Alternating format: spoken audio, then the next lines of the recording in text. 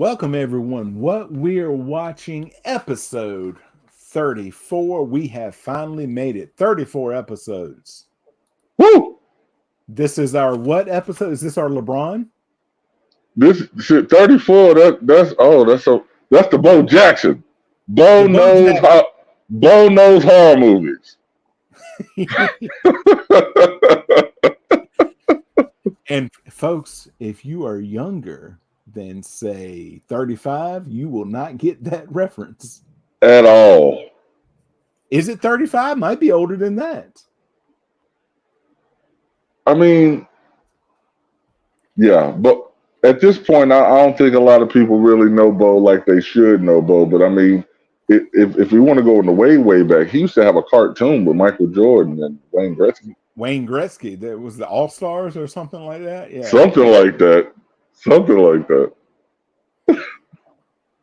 But we're Bo here. knows horror. We're Yes. back. And we're back. And we're back. Doing well, not really. I wouldn't say we're really breaking format here. Maybe a little bit, but people like lists. We realize that. Yes. Yes. coming Yes. soon to the Baby Kangaroo Media Network. List of lists with List of lists. with List and TJ. Now you just need Yes. somebody named List to join you on the list of lists.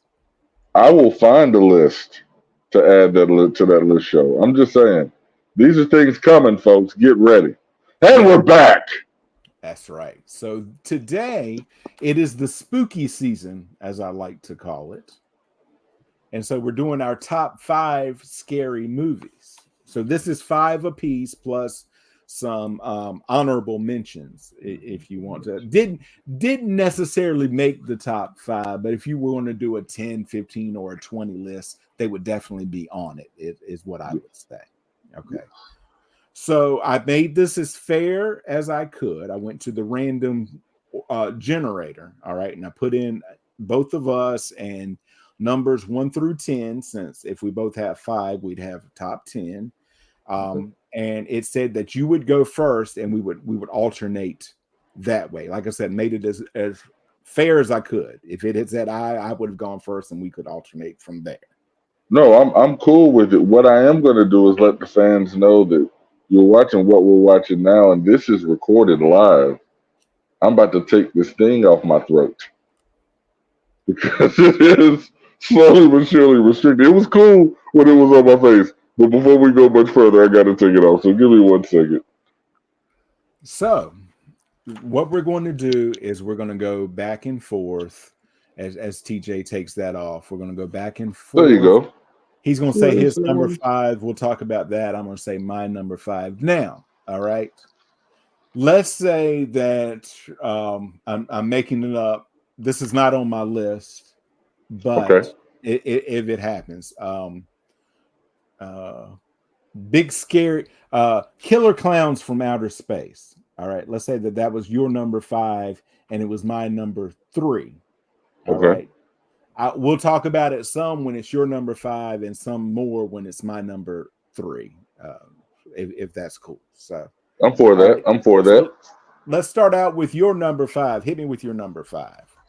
My number 5 is a horror movie to me, but it's got that laughter that you love. It is Cabin in the Woods.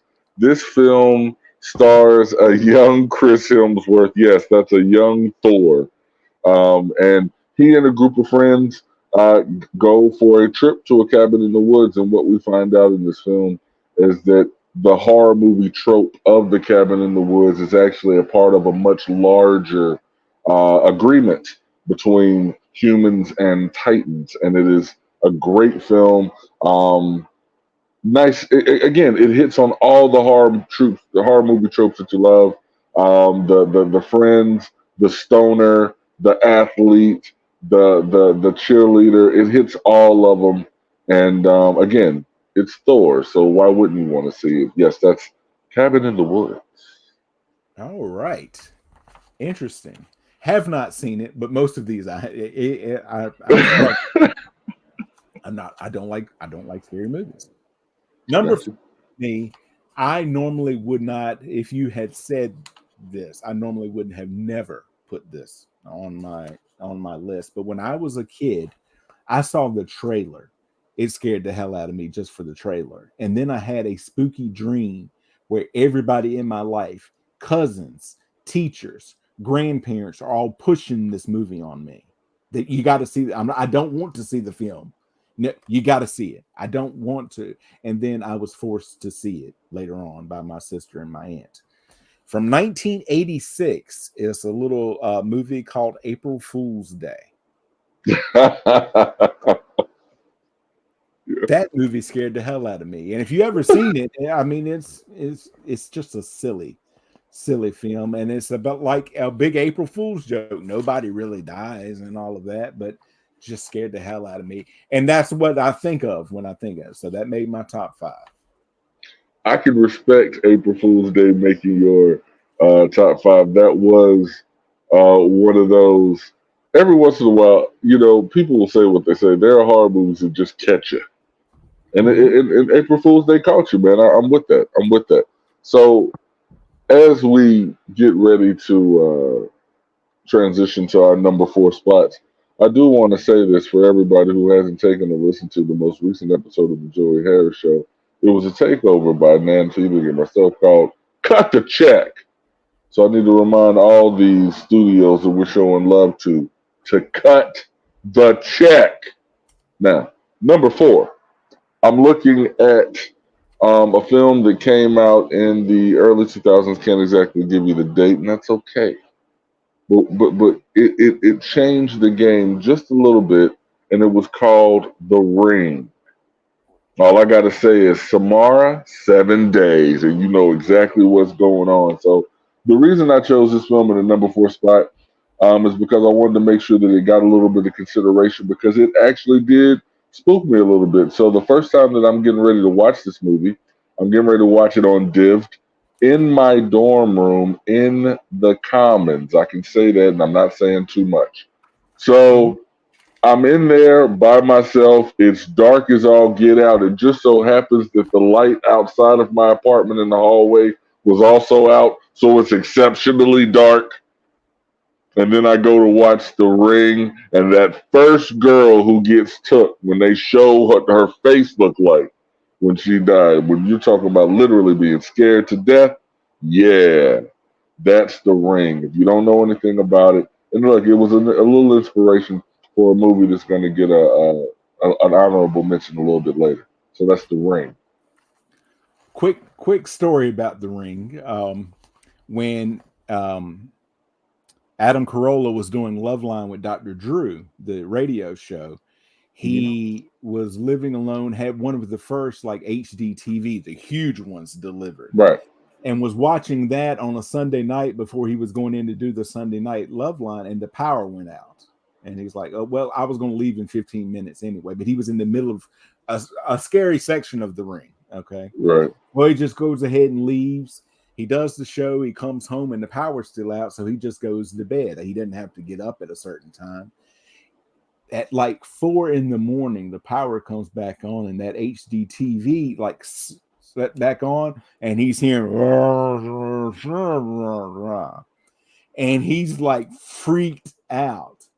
And it had come back on, but had switched over to TV, and it was like one of those like community channels, and it was like some African American preacher preaching, but it was like mumbled because it was through the walls and stuff like that, and there was something wrong with his like sound speaker. I guess he had one of those like bars and something like that, and it was distorting that. He said, but he was thinking about the last thing he had seen from The Ring, and then that comes on and stuff like that. So yeah, bro, I can see where that would freak you out.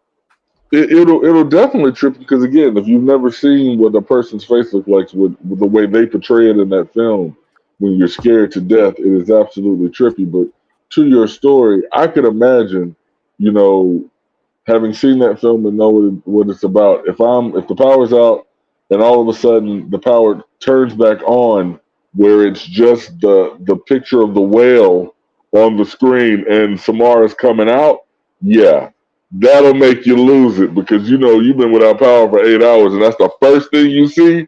Oh yeah, that's big spooky.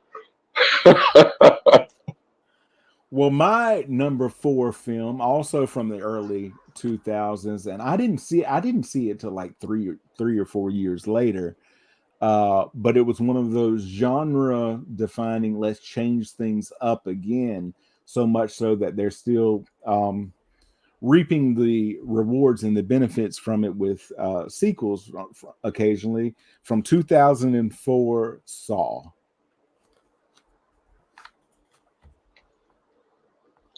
Big time, Yeah. big time change in the way that it's presented, because at that point you're used to like there being some like scary jump cuts or somebody's coming after you. This really like narrows it down to one room. Now you do have all of the different puzzles and stuff that comes out with Jigsaw and Billy the Puppet and all of that, but really changing the way that people saw horror movies from then moving forward. So we knew that this was going to happen where we were going to have similar in list. So this is where it is. Your 4 is my 3. Okay. So we'll continue the conversation and I'll get to wax on it a little bit. Saw to me was very, very big and it changed the game because prior to Saw, our horror movies were primarily supernatural. You've got, Fredericks, which we'll talk about Frederick, Jason, and then Michelle. And I'm excited to let y'all know about Michelle Myers. Y'all don't even know. Y'all think it's Michael. No, it's pronounced Michelle. But so up until this point, again, everything is supernatural. So now that we get Saw, and you realize that, humans are the ones that can terrorize you, and it's extra scary because this is something that could actually happen. It's not anything that's overly far fetched. This is all stuff that could actually happen. So I had to show love there with the twist and the way that they had the M. Shyamalan twist in the movies, and y'all know who I'm talking about. M. Night Shyamalan. Y'all know. So shouts to the Saw franchise because this is the first movie that I am aware of that had sequels that technically took place during the same time. Mm-hmm. Like I believe it's 2 and 3 or 3 and 4, but nonetheless, you get this. I was looking that up this week. I always thought it was 2 and 3. It's 3 and 4. It's 3 and 4. Yeah. So and it's not until you get to 4 that you see everything lining up, and it's just so dope and rewarding. I still haven't seen Saw 10 yet, but it is on my list to watch, so it's coming. I'm super excited for that. And also, I got to see Spiral as well. Chris Rock got involved. But look, here's what Saw did for us. Saw changed the game, and it brought us Danny Glover back. Right. We got reintroduced to Danny Glover in that series, man. And so big shouts to Saul. It's in my 3. There you go. I'm right there with you, baby. And I'll say it was later than that. It was either 08 or 09 that I watched it because I kept hearing, they kept coming out with the sequels and stuff like that and kept hearing about it. And I was with my ex at the time. I said, we need to at least watch the first one. If we watch the first one, we don't care for it. We can say we watched the first one and we don't care for it, but it sucked us in. Right. And we saw you and actually in your ex at the Food Line. I remember that. And we were talking about it. And you're like, I got like whatever the next 2 or 3 of them like had come out. You had them on DVD. So we borrowed them from you to catch up. Right. And we watched like the first 4 or 5. And then, life happens and we split up. And I need to go back and just finish them. Yes. Start at the beginning and watch all of them and watch Jigsaw and Spiral and Saw X and Saw Goes to Space and Billy Gets a Job. Because Billy does need a job. He does. Now, Joey, I got a suggestion for you, my friend. Okay. After you give me your number 3, I say we throw in an honorable mention before we hit 2 and 1. All right, because I've got a single space, but I got a list this long of honorable mentions. So, all right, Same. Number 3, you talk about genre defying. I'm going back a few years back to the mid '90s with this next one, and it defined some things. And seeing it on opening night with a theater full of people and being scared, and then watching it several months later at the spring fling on the football field with the sheet over the goalposts, being scared. I think I know where you're going with this. From 1996, Scream. Yeah. Ghostface. Just like I said, genre defining for, we've got a group of teenagers and they're being pursued by this killer. They branched out into different things, plus introducing, they've still got Scream movies going on now. They had one last year. Yep. And planning several more for all of that. I think eventually they're going to back all the trucks up, and you're going to get everybody in the universe that's still alive is going to be in one gigantic movie with about 18 Ghostface Eye. And then Billy will come in from his Domino's job, and everybody's just going to be everywhere. So that's my number 3, Scream. Big shouts to your number 3, man. That was going to be one of my honorables. Wes Craven didn't fall short on that one. To be able to transition from Frederick and then go over to Woodsboro with Ghostface, and it's just been one of those movies like the Fast and the Furious films. It's generational. Everybody gets the opportunity to get introduced to it, and it goes with the time. So, it gave us Nev Campbell back in the day, and now I think they've latched on to they got on Hayden Panettiere when she was hot, and now they've got Jenna Ortega. So it's like they're trying to stay relevant even after Wes Craven is gone. They're still coming up with some pretty good storylines and trying to stay true to what made Ghostface a thing to begin with. So yeah, shouts to the Scream franchise, man. That was a good one, bro. If we're talking honorables, and this segment right here is brought to you by the bronze medal. We know first and second, but do you know bronze? Honorable mentions. So my first honorable is it's gonna be Halloween. Talking about Michelle Myers. I didn't give it the props to put it in my top 5, but I always like the Halloween movies, even the ones that Rob Zombie got a hold to and brought back. Rob Zombie did 2 of the Halloween films. I didn't understand the second one as much with the White Horse, but the first one did a really good job of explaining where Michelle really got started. So just brute force gave us Jamie Lee Curtis. Michelle Myers definitely deserves some love in Halloween. That's my first honorable mention. Okay. All right. I'm gonna do a few here because based off of my last thing, if you want to talk about that teenager, all of that from the 90s, and then I'm gonna do one from the mid 80s and one from the early 80s, but these are all like teenage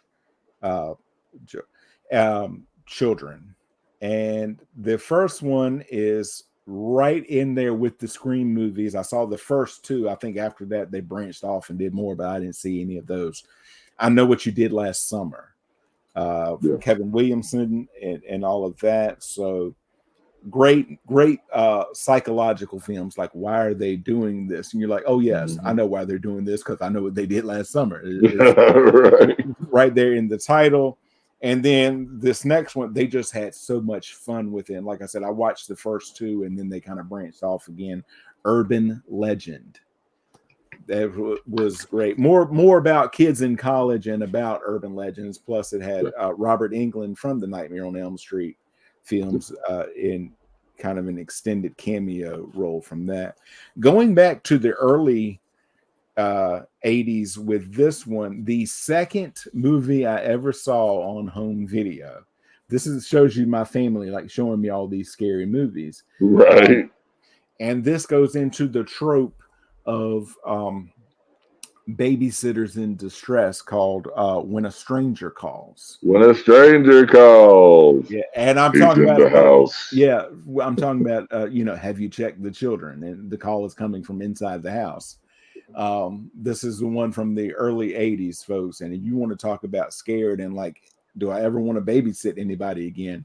Watch that one right there. And then one from the mid 80s with one of the hot properties at the time, Mr. C. Thomas Howell. This will make you think twice about if you ever want to pick up a hitchhiker. It's called The Hitcher, about C. Thomas Howell doing a trip across country, and he picks up a hitchhiker, and not hilarity, but I guess horror ensues. It does ensue. All right, I so will. Some of my honorable recommendations, honorable mentions.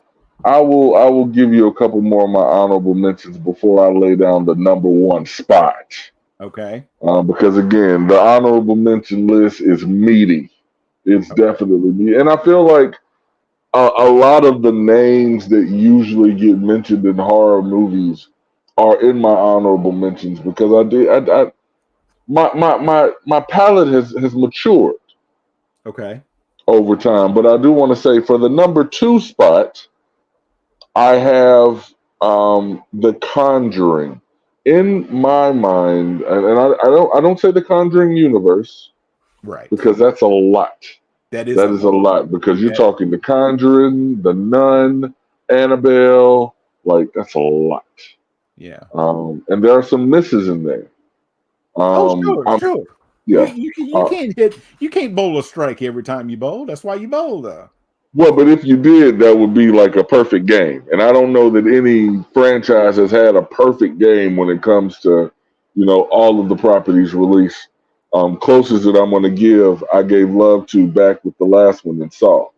But The Conjuring 1 for me, after we had Saw come out, and now all these movies are trying to go into gore fest, The Conjuring was, in my mind, a revisiting to that old school horror telling, horror storytelling. When you are watching the film and you realize it's loosely based on true stuff about this family, and they like to play hide and go seek, and they clap, and the mom is there, and you see the hands come up behind her. Yeah, you peed a little bit. Because I know that my undies were a little moist at that time. I didn't expect it, And then again, it's psychological, it's supernatural, and it was again getting back to that supernatural after we had maybe 5 or 6 years of nothing but Saw and Final Destination movies, which you'll hear Final Destination again in a little bit. But I'm just saying. The Conjuring got me back to that horror telling, and I big fan of that one, bud. Nothing but respect for that one. For my number two, and you talk about when you talk about storytelling, there's only a certain, they say there's only a certain number of stories you can tell: man against himself, man against nature, man against man against the unknown, and all of that. Right. My number two has all of that. You're talking about a man against something supernatural, man against unnatural creatures, man against nature, a psychological story of a man against man.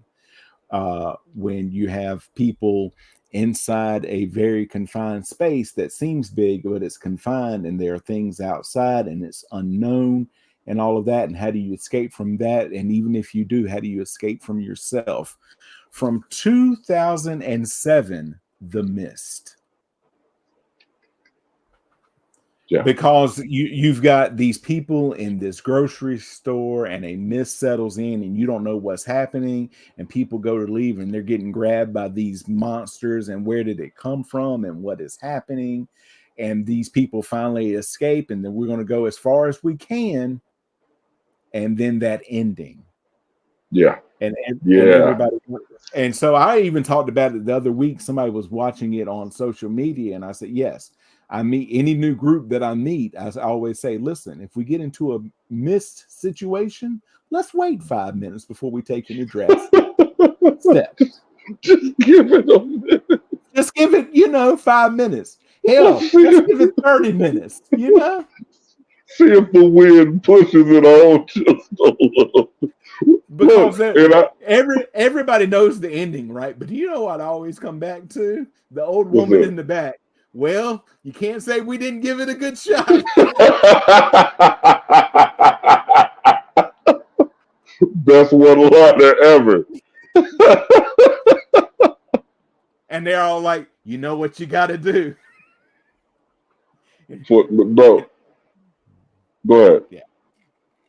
No, I was just a lot of respect for the Misfit. I remember when that movie first came out, I saw the trailer. The trailer hooked you.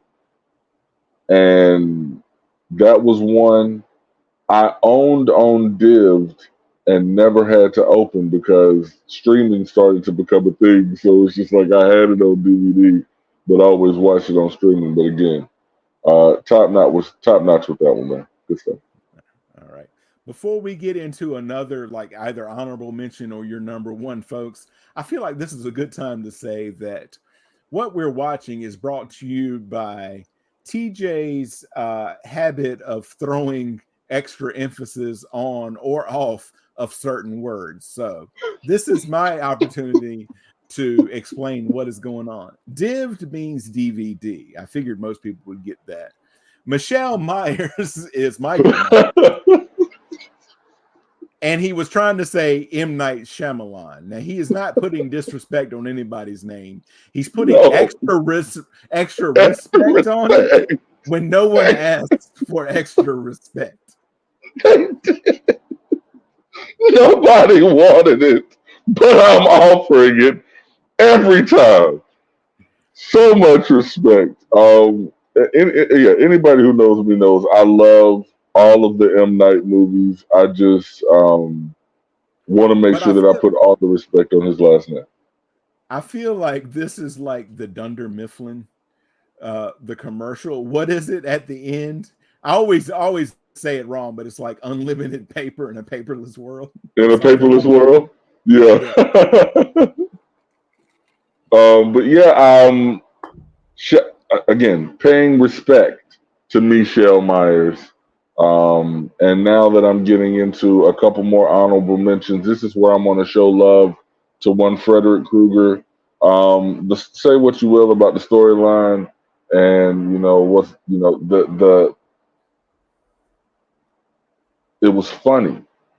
Like Freddy made killing people hilarious, and it like even then when they started to become more commercialized, and he had that one movie where he had the Nintendo Power Pad and he's like playing Freddy Krueger's game, and like it was just again a whole lot of fun. And then we got introduced to a lot of amazing actors in Nightmare on Elm Street, talking Johnny Depp.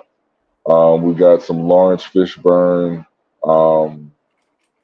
Patricia Arquette. Like we got some majors out of that one. But also in my honorable mention, I want to show. I'm just going to list off some names and give my opinions on them. Winnie the Pooh, Blood and Honey. Didn't know that they were going to make that, but now they've made a second one. Just found that out today that they made Blood and Honey 2. So I need to watch both of those. It's just the premise made me have to put the honorable mentions up there. Shaun of the Dead. I like Shaun of the Dead. It's a zombie movie. If you've never seen it, it does take the lighter side of a zombie movie, but it is great. Honorable mention shout to was it Ramirez He is behind a lot of horror movies. Killer Yep. Clowns from Outer Space is on my honorable mention list because it's Wow, the I didn't only, realize that. yeah, it's the only clown movie that I can watch. Because the other honorable mention, my last honorable mention, is It. I have never seen it. Won't watch it. I am a horror movie fan, but that's the one film, and I'm talking original as well as the reboots with the Skarsgård fella. I hear he does a great Pennywise, but I'm broke, got no pennies. And I said this. I said that was the last one. The Ring gave inspiration to a movie that was made this year called Art Crawl. Art Crawl needs to get an honorable mention on there as well because it's not quite a horror movie, but if you got to call it something, you're calling it horror. I like the voice of that guy they have at the beginning and the end. Right. It's a hard audition process. I'm gonna tell you that. Here's the thing. It was down to me and Affleck, and I heard he wanted too much money. He wanted way too much money. So I'm like, you know what, Ben? It's on you. It's okay, bud. We'll get you on the next go round. So those are my honorable mentions, man. I hope that something that you love got mentioned today. As we've gotten down now to the last one for both of us. I've got some honorable mentions. Still got a few more honorable mentions. Let me hear them before we get this number one out, bro. Honorable mentions: Friday the 13th scared the hell out of me. Jason. Only the end part. I saw that when that kid comes up out of the water at the end of that movie, I'm done. Nope, I don't need to see anything else. A Nightmare on Elm Street, you were going to take the piss out of Frederick because Frederick is not a good guy, folks. First of all, if you wanted to, he's not. But here's the thing. Here's the thing you have to realize about Freddy. All right, Freddy is very good at rationalizing all of this in his mind when he's a person. Because if you know his backstory, he's got a shitty backstory.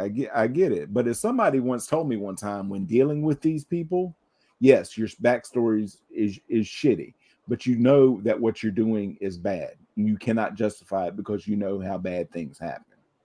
So he has justified all of this in his mind that he is good. All right. The next one, Mr. Charles, little Chucky, Child's Play. Chucky. Another one from the pantheon of my favorite author, Stephen King, and that is Man versus his number one fan. And that's a little story called Misery with one Kathy Bates. Yes. James Caan. Because I know Kathy Bates personally. Once she saw TJ, she said, I can't get any better in acting than that. Let me star on a little show called Matlock. And that's it for me. So peace out, Girl Scout. And the Girl Scout was like, I was just trying to sell you some cookies. Just trying to sell you some cookies. All right. My next one from the early 80s, at least two sequels and a reboot that I know of, Poltergeist, that made you not want to watch TV to begin with because they're here and then they were back. Let alone don't leave that thing on after you go to sleep. Right. Yeah. With another spooky clown, if you remember that clown from that movie, from Poltergeist. Yep. Yeah. From the early 90s, so iconic, but so many like iconic one-liners. The Silence of the Lambs. Yeah. Puts the lotion on its skin. It puts the lotion on its skin. From the 60s, one of the purveyors of modern horror, Psycho from Alfred Hitchcock. Yep. And then my last two for my father because it scared him when he was a little boy. And then I watched it when I was a little boy and it scared me, The War of the Worlds. With the little thing coming on. And there'll be an extra added Easter egg at the end after we do all of our stuff about the War of the Worlds. More of that coming in a moment. And then finally, I did not want to do anything from TV because I was all about that first It miniseries. Right. But they take this original miniseries and make it into a movie that they showed in Europe and parts of the United States, and that's from the late 1970s, the original Salem's Lot. Very spooky, very spooky. So those are my honorable mentions, but TJ, we've reached a little drum roll. Give me your number one. So for my number one, I've got to show love to Jordan Peele and the universe that he is creating between Get Out, Us, and Nope. All of the movies are linked. If I'm going to show love to the Saw series, and I can't say these movies aren't definitively sequels, they're just linked. So the universe, Get Out was so dope for me to watch it. I thought that he did an amazing job putting it together. But then, even to go one step further with Us, Lupita did an amazing job in that film. To have seen her in Black Panther and a couple other films, and she's playing this often well-to-do, very well-spoken, and then to see her in Us and to see what she was doing with her voice and the way she played it, the whole concept that there is a doppelganger of you somewhere in a tunnel, that is just, it's jarring. So shouts to Jordan Peele. He's getting my number one spot, man. Those three films, and again, everybody hasn't, while they all three have done well in box office, the reviews have not been great for all three. You got two home runs, and a lot of people didn't necessarily understand Nope. But I'll tell everybody to give it a second watch, because on that second or third watch, the brilliance really does come out. So yeah, shouts out to the Jordan Peele universe for my number one spot. For me, my number one was kind of one of the genre defying, like what led us kind of to what we have here, so much so that they just had completed in the last couple of years the most recent like retelling and redoing trilogy of that, but from 1978, the original Halloween. Michelle. Mr. Myers, the shape, and all of that. And if you watch it today, still very effective and spooky, but it's not one of those where you've got the gore and which kills were your favorite and all of that. You just got this guy, he's just stalking. Like, don't worry, yeah, I'll get there. I'll take my time while I'm at it too. Listen, my guy, I had to show love to Michelle. I always will. I think it's Halloween Kills. I think this may have been one of the first horror movies that I went to see in theaters post-pandemic. Mm-hmm. I'm in theaters with probably 4 or 5 other people. Halloween Kills, and I think the reason that there were so few people in theaters because it was also simultaneously released on Peacock. Mm-hmm. So I'm in there and I'm seeing the film and I'm just like, Michelle Myers, Mr. Myers, if you know him, they're just, the strength that they put in this cat is just dope. But the hilarity that comes with this movie, I'm laughing because you got this one couple. I'm going to talk about this couple really quickly because it's the most hilarious part in the movie. I laughed out loud. I was the only one laughing. Apparently, I should have been scared. I was not. So you've got this couple, this married couple. It's a husband and a wife. It's Halloween, so they're dressed up in costumes. The husband, who is actually a nurse, is dressed like a doctor. The wife, who's actually a doctor, is dressed like a nurse. Things start to happen. The husband doesn't feel comfortable with the gun. The wife says, "Give me the gun. I know how to handle a gun," and then subsequently shoots herself in the face. I laughed so loud. Oh, I laughed so loud. But I was the only one. I felt really embarrassed after that. I just ate my popcorn afterwards. I didn't say anything else. I was going to say shortly after, people start kind of leaving early. It's like the whole scene was awkward after that, man. Because like I said, when I say Joe, I love. Ha! I did that. I did a full belly roll on that one, buddy. Nice. All right, so I'm going to recap my top 5. Then you can do your top 5. We'll have any closing words, tell what's next, and then I will leave them with the little Easter egg. So right. at my number 5 was April Fool's Day from 1986. Number 4, Saw from 2004. Number 3, Scream from 1996. Number 2, The Mist from 2007. And at number 1, Halloween from 1978. And if you were listening to me and having a good time doing it, you know we had some Cabin in the Woods followed by The Ring and then Saw, then Conjuring, and then we finish it off with the Jordan Peele universe talking Get Out, Us, and Nope. If I'm putting a bow on this thing, there have been some amazing creative artworks that have been put together. A lot of things that we didn't mention that have inspired other things. I just recently tried to get into watching 1408. I have all 5 Final Destination movies on Divd. I love those, even to the point to say, if you are familiar with Final Destination, or if you're not, you don't want to drive behind a truck that's got logs on it. Do you know why? Because of Final Destination 2.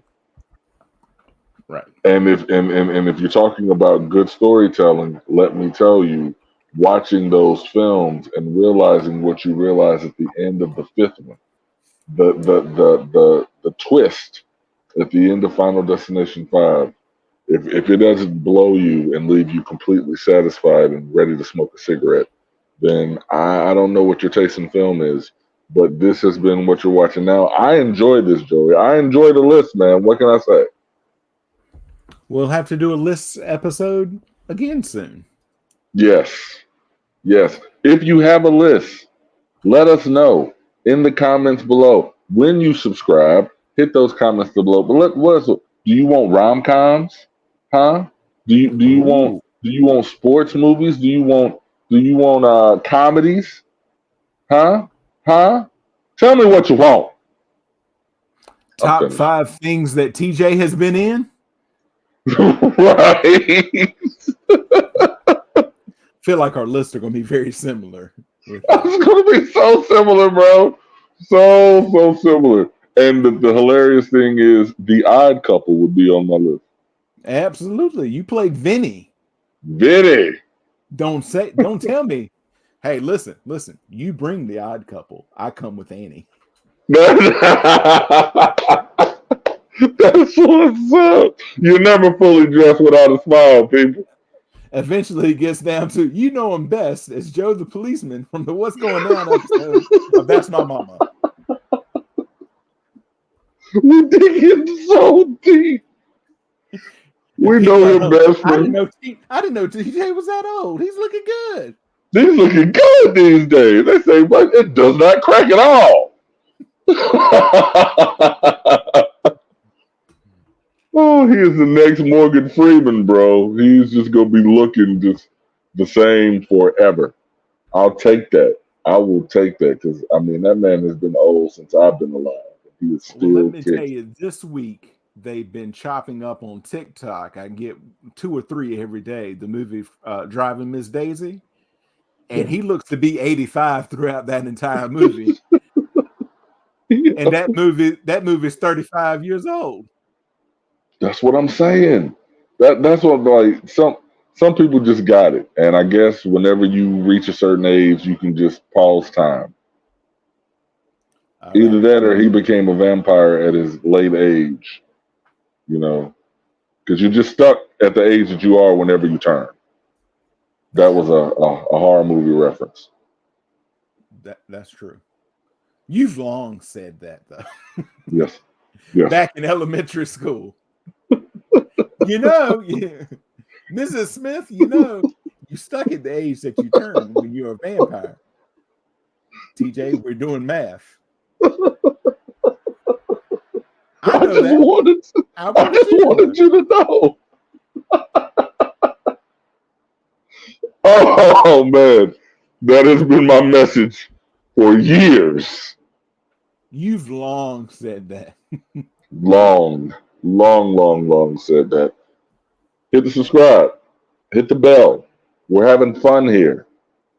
Speaking of which, what is next, you might ask? Well, I'm glad that you asked that, because we are going back to the MCU, picking up the story from there, and we're going to stop at Iron Man 2.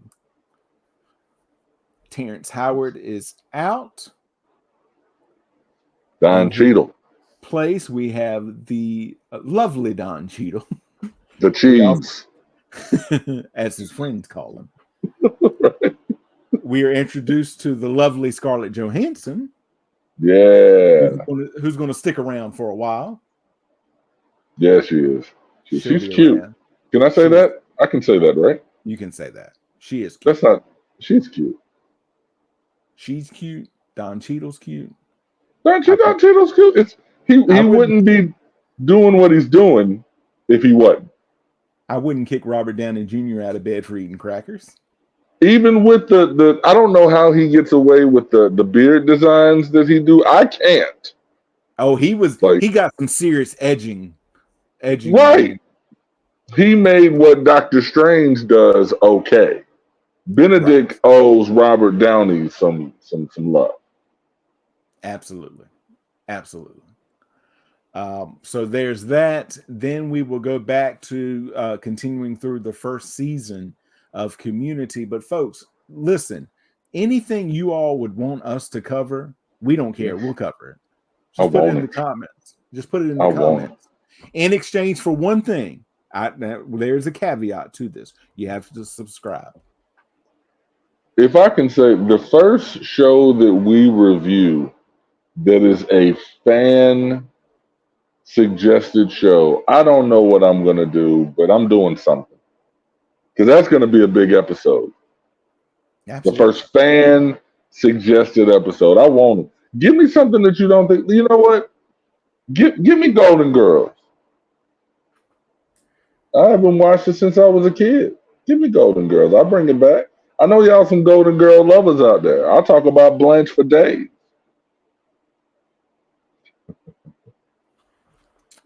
Or anything, something that we both have never seen. Give us something like that. Yeah. Just not the hospital shows, folks. TJ has a hard time with the hospital shows. I like horror.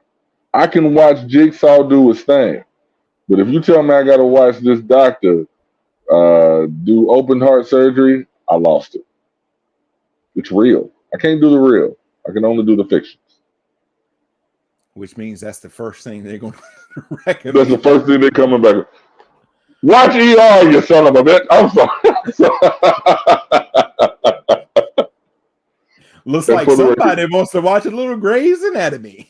Right. Like, so for you all, if you're curious, I've watched one episode of ER in my life, I think, and it was after the Super Bowl.